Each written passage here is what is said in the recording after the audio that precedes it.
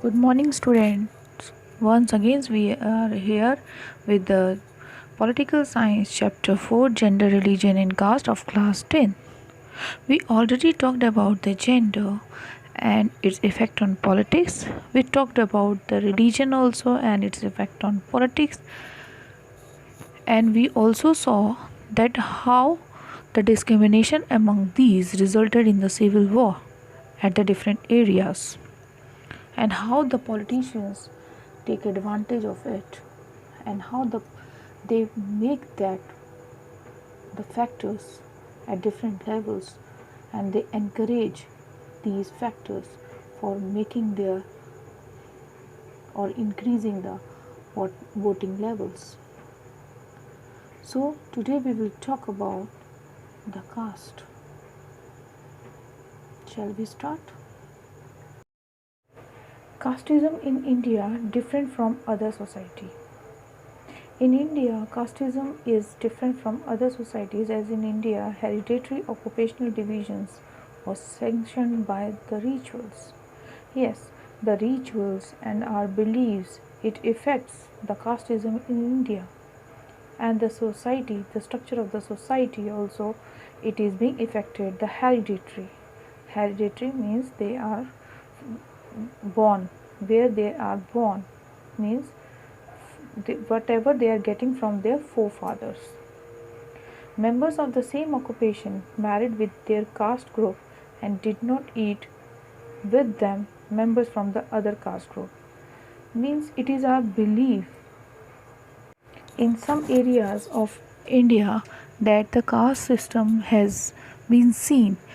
I know the kids that it is not as easy to understand by you because nowadays the education system has changed, and we are not encouraging the caste system.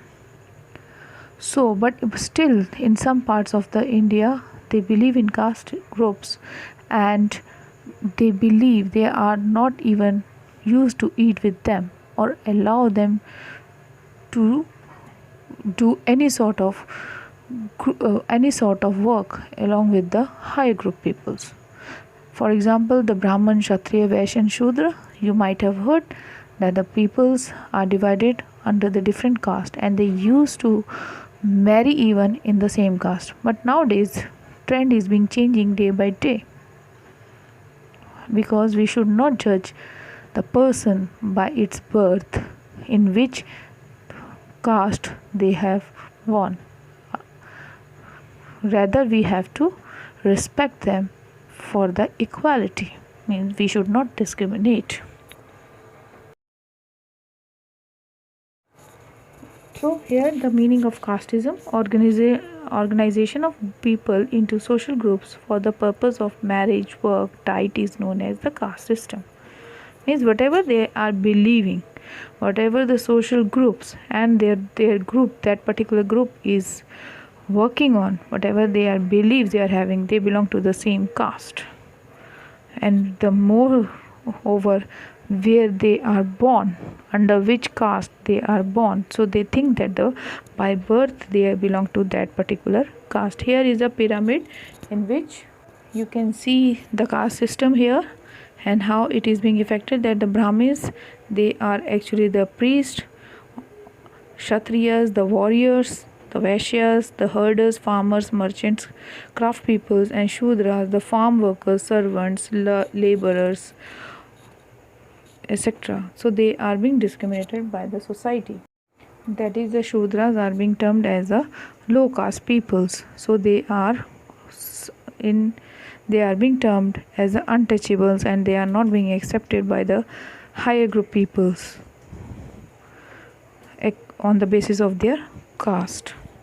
But do you think that as a human being we should do this? No. So the caste inequalities under gender, religion, caste division is special to India because we more believe in caste. In the caste system in India, hereditary occupational division was sanctioned by the rituals. Whatever the work is being assigned to them, they are being termed under that particular caste. As from the pyramid which we have seen, that the Brahmins, they were doing the priest works, and Kshatriyas as a warriors, and Shudras, they are doing the rest of the work, right? It was based on exclusive of the discrimination against the outcast groups. So whichever the group is being outcast, they are being discriminated. So it was the discriminated group which are being discriminated on the basis of their caste in which they were born. One caste is left, that is the Vaishya, and they are doing the business and the different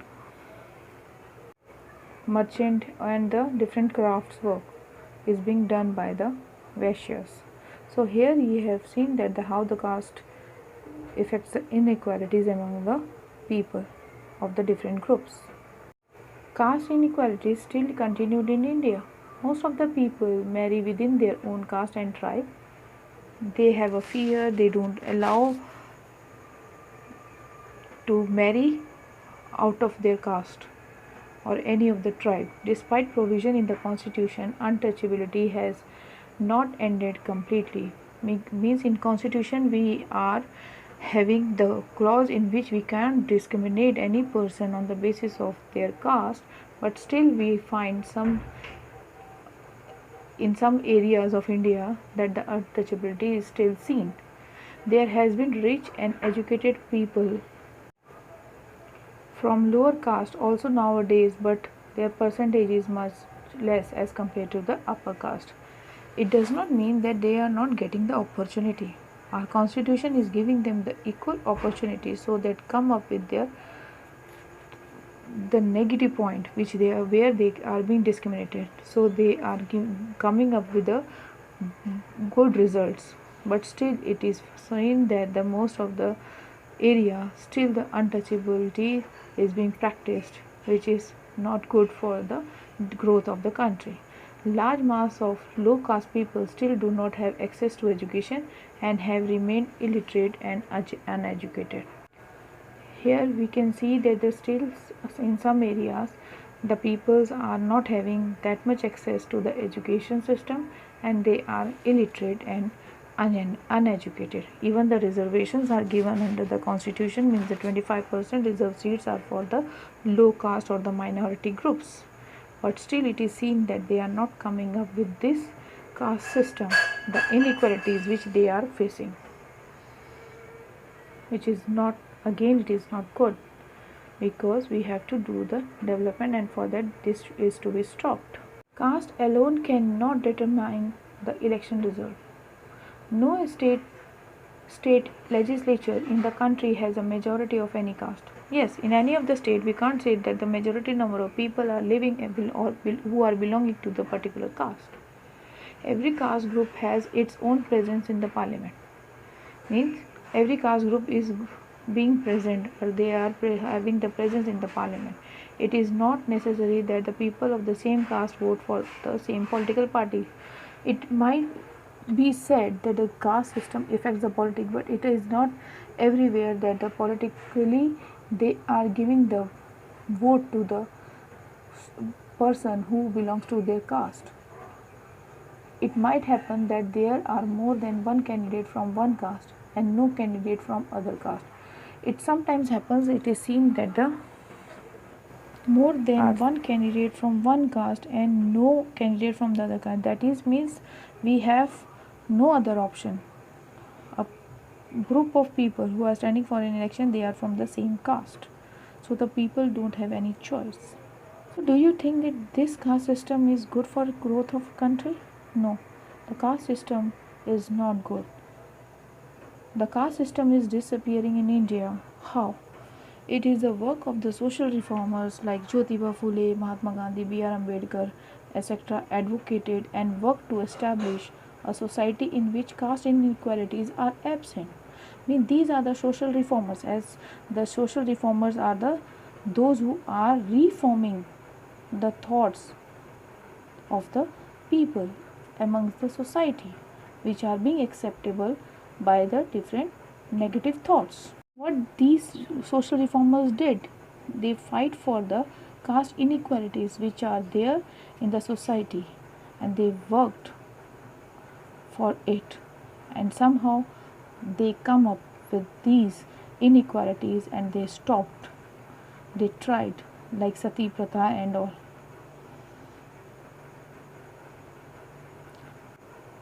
The Mahatma Gandhi, who is the father of nation, he fight for the untouchability which he has seen everywhere in every corner and every rural area of the India. So he fight for it, that it should not be happened here. So we can't stop them. Yes, even though the Constitution of India prohibits discrimination of any type, we have not given any provision of encouraging the discrimination on the basis of caste. In fact, the India's constitution has prohibited. It provides equal opportunities to all. The caste system can further be reduced, spreading education and by promoting intercaste marriages. Yes, the education is the only weapon which can enhance the thinking level of the people, among the people who themselves, by educating themselves, they can come up with a thought that they should not encourage such kind of thinkings like untouchabilities and the discrimination on the basis of caste, gender or religion, any sort of. The education is the biggest weapon which can stop all such kind of discriminations. Next is the casteism in Indian politics. While choosing candidate, when parties choose candidate in election, they keep in mind the caste composition of the electorate and nominate candidates from the different caste so as to get necessary support to win election. Means they are not saying that they are getting or they are giving the ticket to a person who is belonging to a particular caste, but as we know that name itself tells. So sometimes what the politicians do to get the maximum vote, what they do, they make a stand of a particular person who belongs to the same caste, and it indirectly influences the voting from the people of the same caste. We can't encourage the people on the basis of their caste to vote, but it is the people's perceptions who can do it. So if they want to go with their particular caste, so they can. We can't stop them. But the thing is, only education can make them aware about that how to use their voting rights to get the best. So what we have to do is we have to make them aware through the education. While forming a government, when the government are formed, political parties usually take care that the representatives of the different castes and tribes find a place in it.